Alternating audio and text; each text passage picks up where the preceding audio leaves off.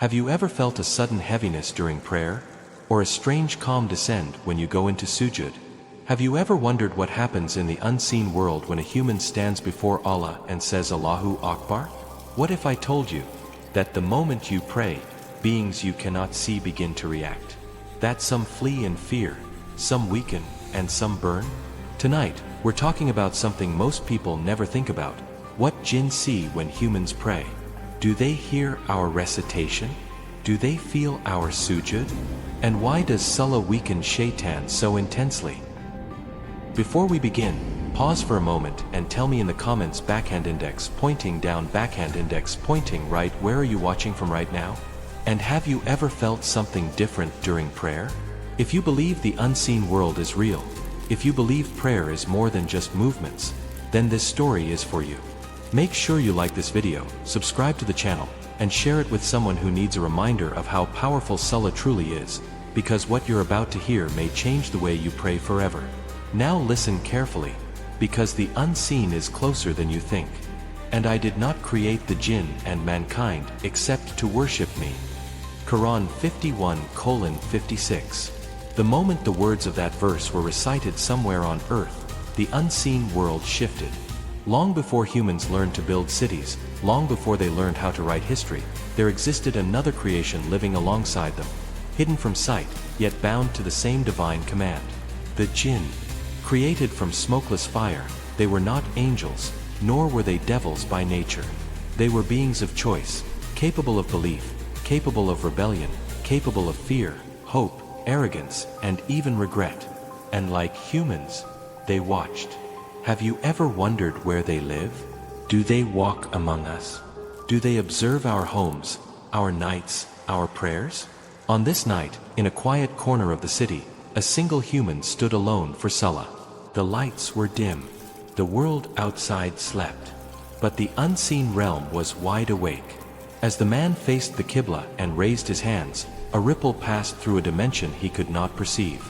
A jinn named Zarif froze. He had been nearby, lingering, listening, observing human behavior the way jinn often do.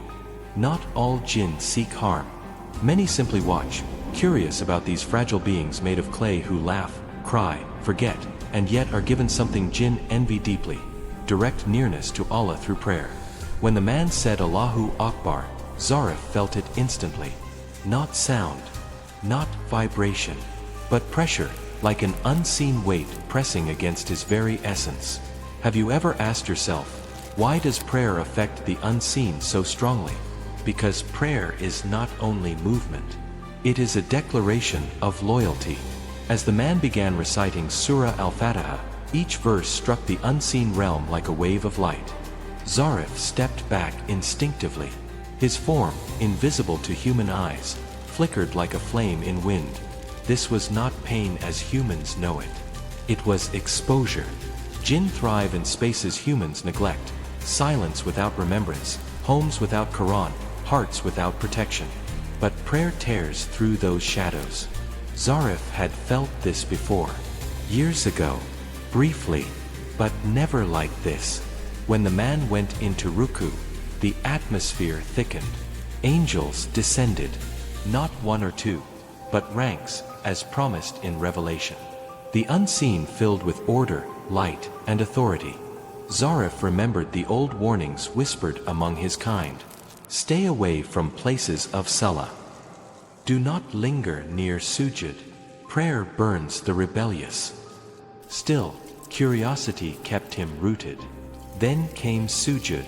The moment the man's forehead touched the ground, Zarif collapsed to one knee. Have you ever realized why Shaytan hates sujood? Because sujood is the position he refused, and humans embrace. The earth itself seemed to respond. Mercy poured down. And in that moment, Zarif felt something that shook him deeply. Smallness. Not humiliation. Not fear of punishment. But recognition.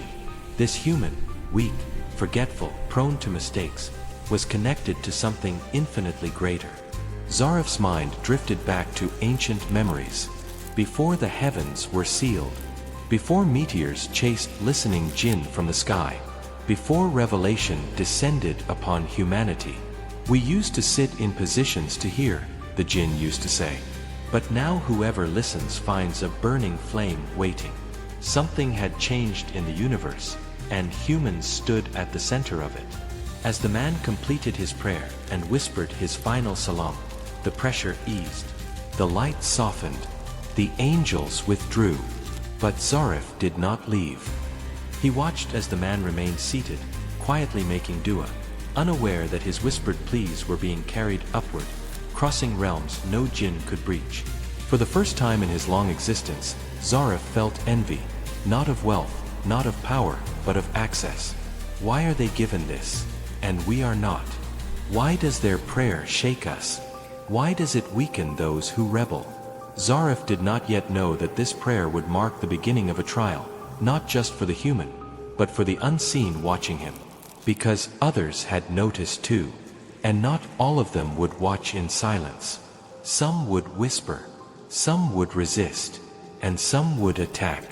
And what forces were about to be set in motion would change everything. The change did not come all at once. It never does. It began with whispers. Soft thoughts that did not feel dangerous at first. Delay the prayer, you can pray later, you're tired. Thoughts so familiar that the human mind barely questions them. But Zarif knew better. Have you ever wondered where those thoughts come from? Why the moment you stand for Salah, distractions suddenly multiply? Zarif sensed movement in the unseen.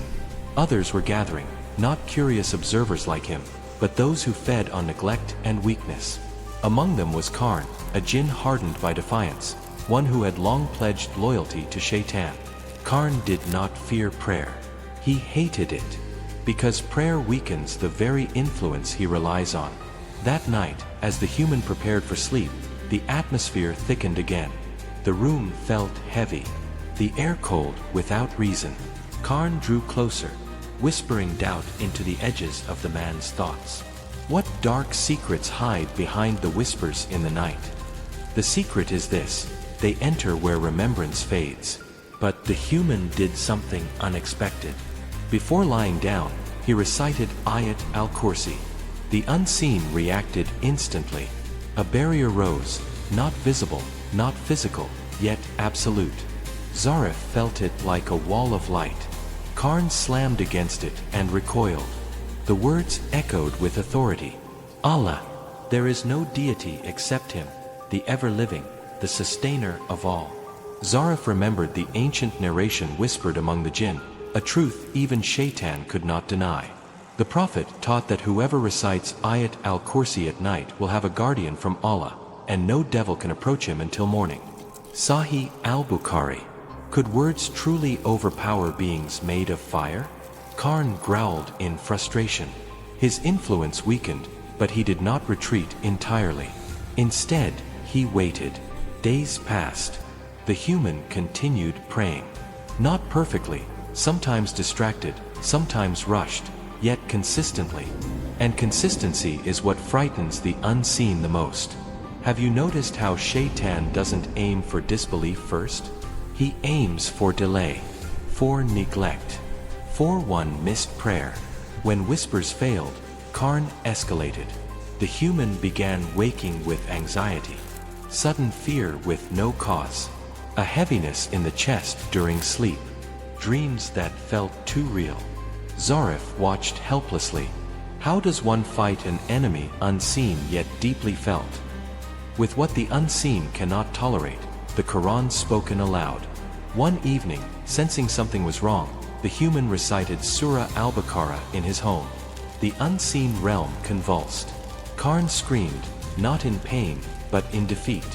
The Messenger of Allah said that Shaytan flees from a house in which Surah al-Baqarah is recited. Sahih Muslim. Zarif watched as shadows retreated, whispers scattered, and the space filled with calm. The human felt it too, relief washing over him without knowing why. But Qarn was desperate now. One final attempt. Late at night, as the human stood for prayer again, Qarn lunged, trying to attach himself, to disrupt, to dominate. The moment sujood began, it failed. Sujood shattered everything. Have you ever realized why prostration is the most hated act in the unseen world? Because when a human lowers himself to the ground, Allah raises him, and the unseen is forced to submit. Angels descended. Mercy poured. The unseen was flooded with authority. Qarn was exposed. Zarif felt the pull of a choice tightening around him. Rebel, and burn with the rebellious. Or surrender, and be protected by the truth he had witnessed. In that moment, Zarif understood something profound. Faith was not weakness. Prayer was not routine. And humans were not insignificant. They were entrusted. Just when hope seemed near, a final betrayal from the unseen threatened to destroy everything Qarn had planned, and force a decision that could not be undone. Who would emerge victorious in this battle of the seen and unseen? The unseen does not always end its battles with noise. Sometimes, it ends with a decree. The night had reached its deepest hour, the time when most hearts sleep, but the heavens are closest. The human stood once more in prayer, unaware that forces far beyond his sight were gathering around a single moment of choice. Have you ever wondered why the last third of the night feels different? Why do it feels heavier, closer, more real? Because this is the hour when divine attention descends. As the human raised his hands, his voice trembled, not with fear but sincerity. He asked for protection without knowing why. He asked for peace without knowing what surrounded him. He asked Allah to guard him from harm he could not see. And that was enough. The unseen world froze. Qarn felt it first. A presence, overwhelming, undeniable, closed in from every direction. This was not the pressure of prayer alone. This was judgment. And when my servants ask you about me, indeed I am near. I respond to the call of the caller when he calls upon me. Quran, Surah Al-Baqarah, 2:186. Angels descended in ranks, not with chaos, but with order. Light filled spaces that darkness once claimed. Qarn tried to flee, but there was nowhere left to hide. His whispers shattered. His influence collapsed. The man went into sujood, the lowest physical position a human can take. And yet, in the unseen, it was the highest point of authority. Have you ever realized this truth? The closer a human lowers himself to Allah, the further Shaytan is pushed away. Qarn screamed, not aloud, but across the unseen, as his connection was severed. He was dragged away, restrained by forces he could never overpower. Indeed, the plot of Shaytan is weak. Quran, Surah An-Nisa, 4 hours 76 minutes. And then, silence. Zarif stood alone. For the first time since his creation, no whispers guided him. No arrogance shielded him. No curiosity distracted him. Only clarity remained. He had seen it all. He had seen prayer weaken Shaytan. He had seen the Quran repel darkness. He had seen a human, fragile and unaware, change the balance of the unseen world through sincere worship. And in that stillness, Zarif understood something that shook him to his core. Humans were not powerful because of their bodies. They were powerful because of who they turned to. Zarif lowered himself, not in mockery, not in fear, but in submission. Among the Jinn, belief spreads not through inheritance, but realization. Zarif spoke words that echoed through the unseen, words spoken by Jinn long ago when they first heard revelation. Indeed, we have heard a wondrous Quran. It guides to the right course, so we have believed in it. Quran, Surah Al-Jinn, 72:1-2. Mercy enveloped him. No fire burned him. No punishment struck him. Instead, the weight he had carried for centuries lifted. And among us are Muslims, and among us are the unjust. Whoever has submitted, those have sought the right path. Quran, Surah Al-Jinn, 72:14. The human ended his prayer peacefully. He felt lighter, calmer, protected, without ever knowing why. He slept that night under divine guard. The next morning, the world looked the same. The streets moved as usual. Life continued. But something had changed. A jinn had been guided. A whisper had been silenced. A truth had been confirmed. Prayer is not symbolic. Prayer is not passive. Prayer is active resistance against the unseen. And every time a believer stands before Allah, angels gather, mercy descends, and Shaytan retreats. So ask yourself now, what power does true faith hold against the darkest forces? What happens in the unseen every time you pray? Because whether you realize it or not, the unseen is always watching. And Salah is your shield. What timeless wisdom can we draw from a story like this? Why would Allah allow us to know, even partially, about the unseen world? Because reminders shape behavior. The jinn are not fairy tales. They are a real creation, mentioned clearly and repeatedly in the Qur'an, with their own accountability, beliefs, and consequences.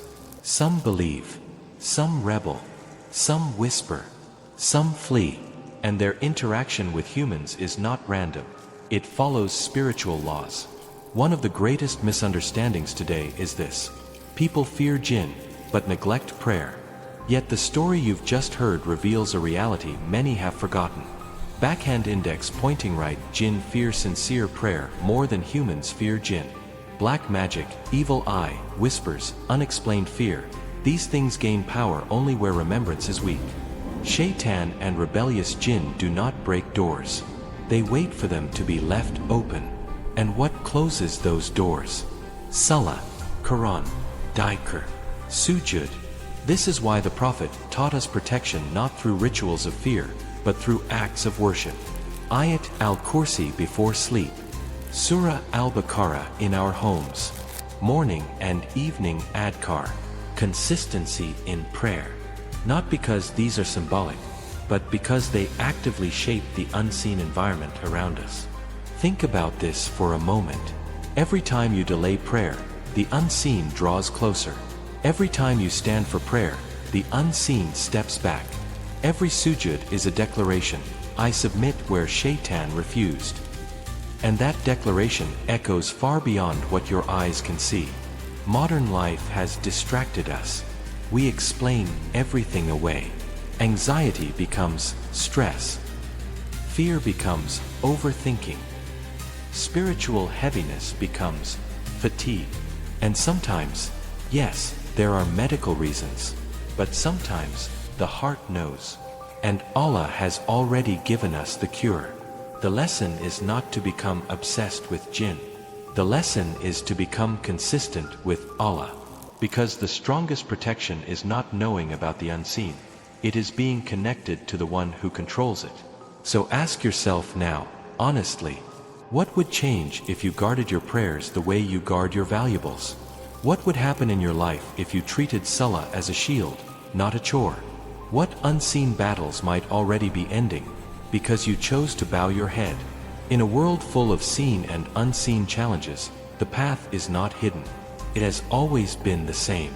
Stand, recite, bow, prostrate, and trust that when you do, you are never alone.